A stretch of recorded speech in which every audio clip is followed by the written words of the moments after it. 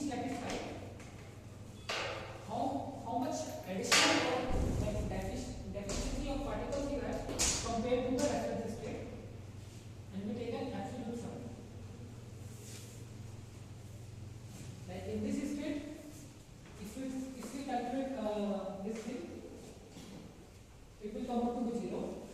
In this state, in this low state, it will come out to be 1. In this also, it will come out to be 1. In this, it will come out to be 2. So if we can store all these information, then we can also employ these additional constraints to reduce the size of our inverse space. Okay. So that was about the allocation of this RSI array. And a priori, we do not know how much bigger your RSI array should be. Like RSI should contain the valid row states, but without checking, you cannot guess like what should be the optimal size of the RSI array. How many valid row states would be there? Because for a given SSL and SSU, you have this NB equal to SSU minus SSL plus 1. So basically the highest occupancy minus lowest occupancy plus 1 is your NB. And for a given NB, how many configurations can you have along the row?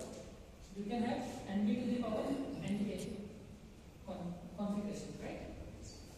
And without checking, you cannot guess how many fraction of these configurations are invalid according to the constraints that we will put in. So it's better to allocate it, assuming that, let's say, all of the configurations are valid. So that's why we are allocating it from question. Yeah. So depending on that configuration, how I will determining the fluctuation is 1, like 2 1 so one atom can be removed or. So how do you define this thing? So let us not call it fluctuation, let us call it something else. So what should we call it?